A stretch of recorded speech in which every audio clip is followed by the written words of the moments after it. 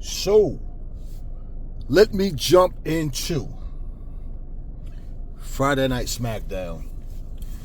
I'm not here to break down the whole show. I just want to give my thoughts on some things. First of all, LA Knight winning back his championship. Why did he lose his championship in the first place?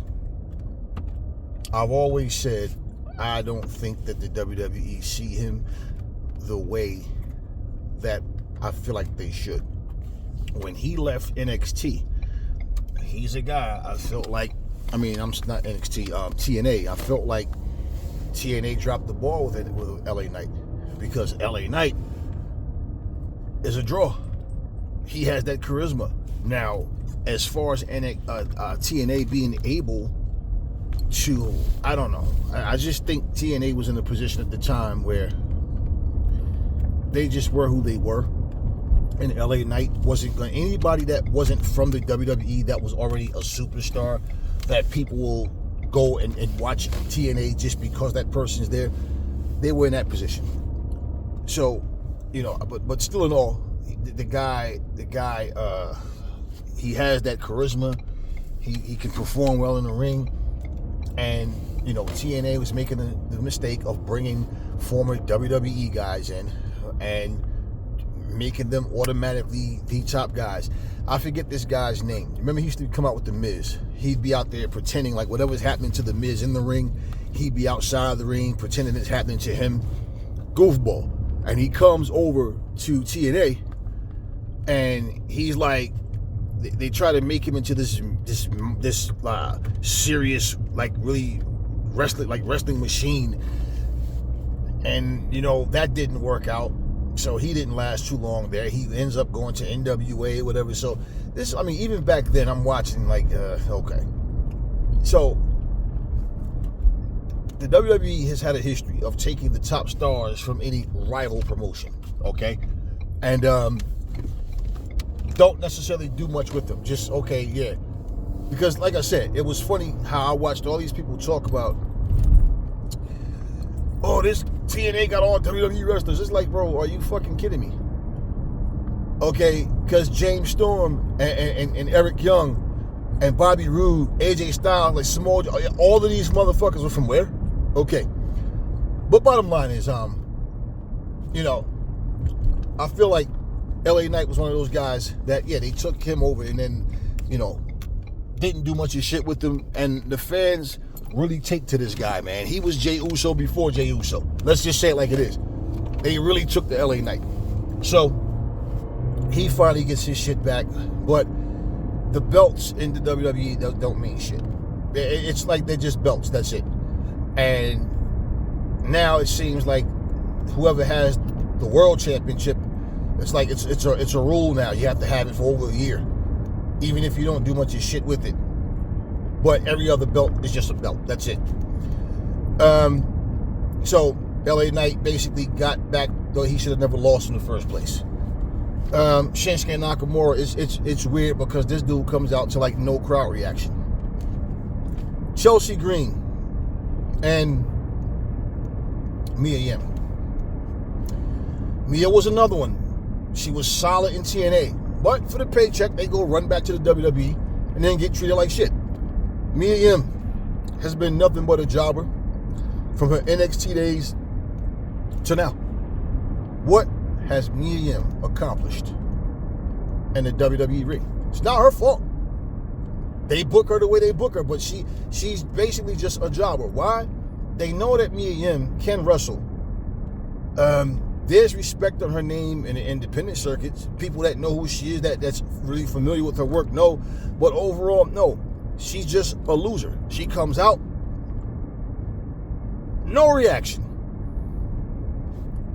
She can't win anything. And when she does win anything, they'll turn around the following week, the week after that, she's going to lose every match. Chelsea Green, people was cheering for her. They were happy for her when she won the belt. And she comes out to no reaction. Chelsea Green has she went from just being a funny person to just being a joke. It's like, you notice every of these females have this really conceited, bougie, stuck up, weird, annoying type mentality. Like, they all just have this same stupid mentality. Like, it's not even funny. It's not entertaining. It's just bullshit.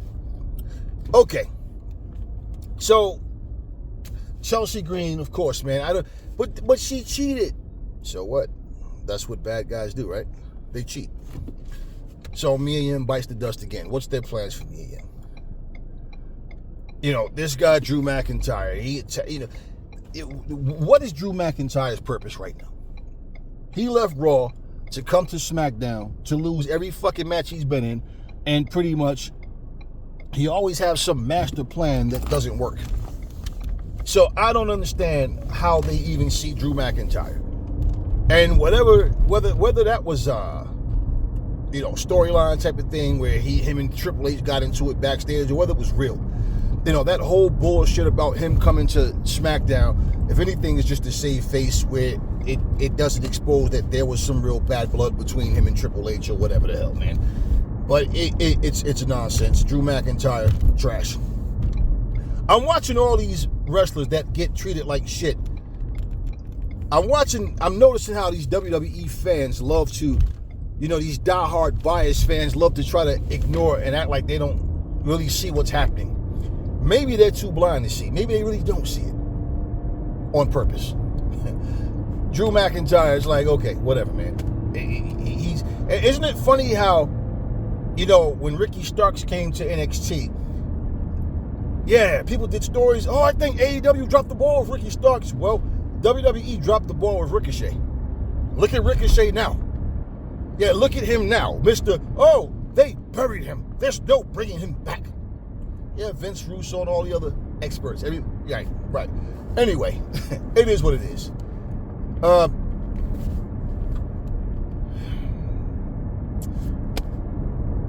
Yeah. The Street Profits. The tag team division in the WWE is a complete joke. Nothing interesting going on. The Street Profits. It's something in wrestling, period, where it's like someone has to turn heel in order to really get attention. It's just something like what? Why is it you can't do the same thing for the faces, for the baby faces, right?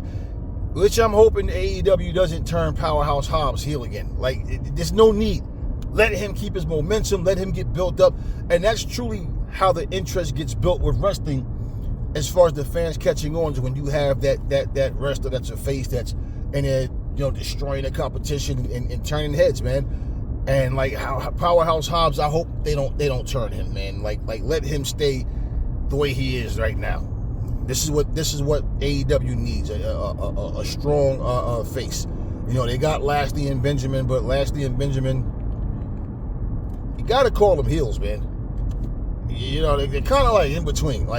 They're definitely heels, but at the same time, and I say they're in between because they don't insult the crowd and stuff. They, when the crowd is chanting, "We hurt people," they're bobbing their heads and pumping their fists. They're not coming out the best thing about this trash town is when I leave it. They're not trying to turn, speak down on the fans and like the typical like MJF. They're they fight whoever, man. Good or bad, and that's the position they're in.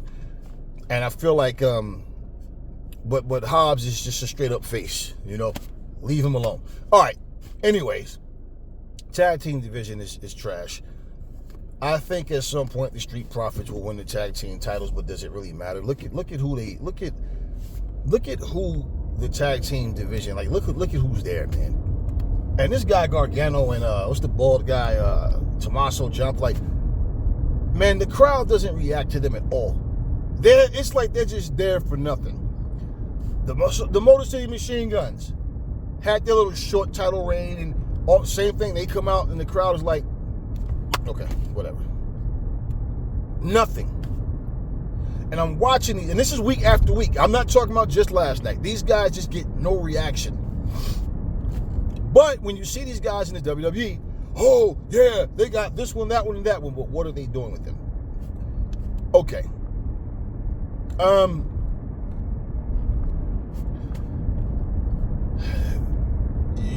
for you guys that didn't understand it, do you understand it now? Why Bianca and Jade and Naomi, this whole thing, it should have never happened at the Elimination Chamber. It should have happened. I'm telling you, they should have had a segment where there's a lot of shit going on in the ring, and they could have even had this shit where Naomi and Bianca were being outnumbered. They could have had some of them outside the ring, so when Jade comes out, she attacks them. It's looking like she's coming to help Bianca and Naomi, but she's getting through them. And by the time she gets to the ring, they could have had Bianca on the floor, knocked out or knocked down, or getting whatever. But she goes straight after Naomi. And this way, we're not seeing it twice. So okay, she pushed you. She claims she pushed her. That's why I said, imagine we're supposed to believe little Liv Morgan did all that to Big Jade. Same thing for Naomi. Even little, like Naomi, come on, are you shitting me?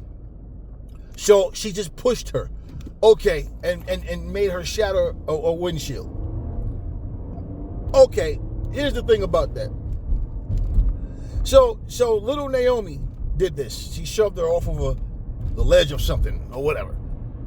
Okay, so all Bianca cares about is coming to the ring, beat up for about a good 35 seconds, and then what? Then stand over her and do her little pose.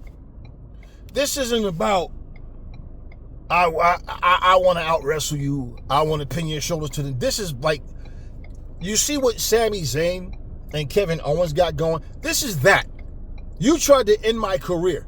You understand what I'm saying? So when she came out at the Elimination Chamber, looking sexy as fuck with that all black outfit on, when she came out with that shit on, it's like, why is she dressed in wrestling gear? She's not booked to wrestle, right? Now you guys understand what I'm saying. Because now the story that should have been told, it would have been obvious that Naomi did it. She could have even did some shit where when Bianca gets to her feet, she's trying to like separate them. She could have easily, like, it could have been the type of thing where Naomi's on the floor all fucked up, and Bianca, let's say, Jade goes out to get a chair. She wants to, this is about revenge. And let's say it's the type of thing where Bianca grabs the mic or something, and she's like, like, Jade, like, what are you doing? And Bianca, and Jade could have simply just, Bianca, get the fuck out of my, anything. And Bianca just, like, you know what I mean? Bottom line, all we did was see her come out, put the beats on at the Elimination Chamber. There's still questions. And then they gave it an even weaker ending because, yeah, the beatdown was cool, but it's like, this motherfucker had you on his show for 3 fucking months, and all you concerned about is coming back, like I said, punch and kick her a couple of times, and then fucking stand over her in your little pose and then leave.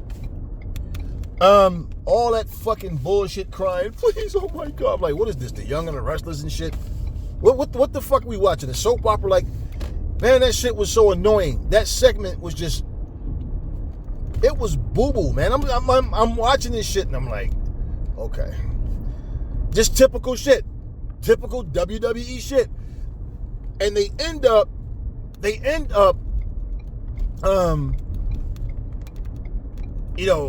she finally admits it. We knew you did it. Somehow, look, let me tell you something. Initially, we were saying it was either Bianca or Naomi or both. So, when she attacked Naomi, Bianca's in the pod going crazy trying to get out the pod. Okay. But at the same fucking time, it's like, who the fuck thought, oh, it wasn't really, like, what you thought? Naomi was going to come out and say, well, it wasn't me. It was Bianca. Like, what the, so we know you did it. So she just finally admits that she did it. And because the crowd were, ooh, not trying to be funny, man, these people have kid logic, and they're easy to just fool with stupid shit. It's like Trump saying, these people are stupid. When I say I was going to cut taxes, they thought I meant them. Huh? Yeah, you tell them anything, they believe it. Yeah, Trump said all that shit to rub in the faces of everybody. Like he said, I don't even care about you. I just want your vote. Okay. So make it understood, man. This is exactly what happens. They give you some some 8-year-old logic type shit, and you guys ooh and ah, and okay, fine. To someone like myself that's been watching wrestling for a long time, it's not about I want you to be what the WWE. No. Look, we know things change. It's inevitable, but this was bullshit, man. And when Jade comes to the ring, Bianca just steps aside, and she as if okay, you got the green light, go get her. It's not like she could actually stop her, right? But you don't think that Bianca would have fucking embraced Jade at least, or bottom line, I got your back. I never knew, but now that I nothing, man. This shit is this was crap, man.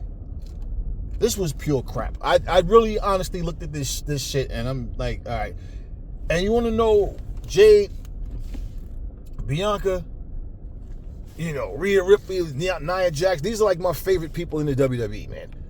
But I gotta be honest about this fucking bullshit that I saw. And hey, man, when you're watching something and it turns out to be what it was, all this hype that they tried to, who did it, like back in the day when I was a kid. I remember my mom used to watch this show called Dallas, and they had this episode where this guy named JR got shot, and they had t-shirts and everything. Who shot JR? This thing was so popular. They tried to do this same thing. Who attacked Jade Cargill, and this is what they came up with. Okay, so my assumption would be at WrestleMania, it's going to be Jade Cargill versus Naomi. Okay, that'll be her first kill. No problem. And to be honest with you, Jade Cargill is supposed to smoke. She's supposed to smoke Naomi. I don't know exactly how they're going to have the match go or whatever, but come on, man. All that booty bump in the air. And Jade, look, man, Naomi's moveset, she's not supposed to really even test Jade, man. Jade's supposed to smack her around and walk through her. Be honest with you. Now, at some point, I expect Jade and Bianca at some point will cross paths. I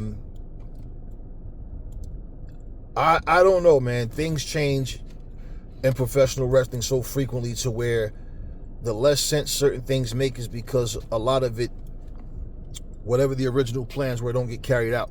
Now, I don't take something that I thought was going to happen or wanted to see happen and then act like it's the WWE's fault, as if they promised us that. That's not what I'm saying. Any company. But what I am saying is the fact that they came up with this bullshit, man, this is pure garbage, man. I'm not going to say it and fucking sugarcoat this shit. It's pure garbage. I don't understand their way of thinking to where this is the finished product you come up with and go, this is it. This is the ticket right here. This is going to blow their fucking socks off. I don't see it. They had Jade come back. Like I said, the beats that she put on her in the Elimination Chamber was cool. Last night, she, got a few moves off on her. Like I said, and stands over her. It's like, why do you want to rush that part of the segment? But you let Bianca and Naomi stand up in the ring all this time, crying, going back and forth. Like this is some fucking old episode of Falcon Crest or some shit. Like, come on, man. Are you fucking shitting me? This is what y'all came up with. I want to know, now that Jade's back, now all of a sudden they want to give the fucking shit some attention. This is what I'm talking about. Like the shit was handled so sloppily. And like I said, Nick Aldis come out with a clip to show Bianca and Naomi, this is what I saw, but he himself, you yourself is not taking action. Man, if this was the Vince McMahon days, that shit would have been in the ring. They'd have called motherfuckers out. They'd have been questioned. This wouldn't have been no motherfucking segment of, let's just ignore it and keep ignoring it. And every other week, we'll just bring it up. Well, I just got to find out what happened to my girl. My girl, Jade, yeah. We trying to find out what happened to my girl. Girl, who could it have been? Like, that goofy shit. Sloppy, man. Sloppy work. Very sloppy work, man. Okay, and the fact that this is all leading to WrestleMania. Very sloppy work. Cody Rhodes comes out, man, listen. Cody. I'm so sick of seeing his little gray suit, his little blue suit, his little beige shoes. Cody standing up here talking like a big baby, man. He's like, I don't know. It's like always, so when he tries to go into his psycho mode, he just sounds like Gordon Soley. He doesn't even sound like Cody's character is so dull, so boring, man. He used to cut great promos. And that's the difference when AEW let you say what you're going to say. They let you cut your promos, probably give you bullet points to point out whatever. But Cody had those really passionate, heartfelt promos back at one point. And he's standing there talking about how you got to go home and explain to his kid this and that. His face, he's going to say he fell. I mean, I'm like, I keep telling you guys, man, it's like they make these scripts for kids. Who the fuck are you? Like, who is buying this shit? Then, isn't that what professional wrestlers do anyway? I mean, was you concerned about what the fuck Kevin Owens was going to tell his kid when you powerbomb through that fucking ladder? I'm just saying, like, these scripts are so fucking childlike, man. And he's talking about this shit. He's talking about how he's gonna... What did he say about John Cena? Yeah, he got to tell his kid that John Cena, the man that talks about never giving up, he gave up. He gave up on what? They turned on you. They beat your ass. Travis Scott bullshit involvement. For what I understand, he actually burst Cody Rhodes' eardrum, and he caused the black eye. I don't understand what the fuck that was about. Like, why they even allowed... These motherfuckers are not wrestlers. They're not... And then the thing about it, Travis Scott, like, he's about 120 fucking pounds, soaking wet. And this involvement with these fucking celebrities, man, I'm not a fan of that shit. But anyway, okay, so what happens, right? But listen, him doing all this shit, and John Cena gave up, and then he calls himself the successor to John Cena. Like, bro, John Cena is a 16-time world champion. John Cena came out and wrestled every fucking Raw. John Cena, or damn near every Raw for sure. John Cena really was holding it down. Now, he made the hypocrite shit. Like, I thought him and The Rock storyline was one of the stupidest I've ever seen as well. Because the whole point was, don't dick me around and say you love the WWE, you're going to leave. Then John Cena does the same thing, because guess who followed The Rock footsteps and started doing acting as well? So, I mean, that whole thing was just nonsense. But, Cody Rhodes is not even close to being what John Cena was. And I always, I like Cody as a wrestler, man, but like the way Cody's being used is trash, man. And let's just say that the fucking bloodline is dead, man. Let's just say that they're dead. I'll do a follow-up video to this one. It's going to be a lot shorter because I'll talk about the bloodline. But that's all I got for you guys now. I'll catch you on the next video.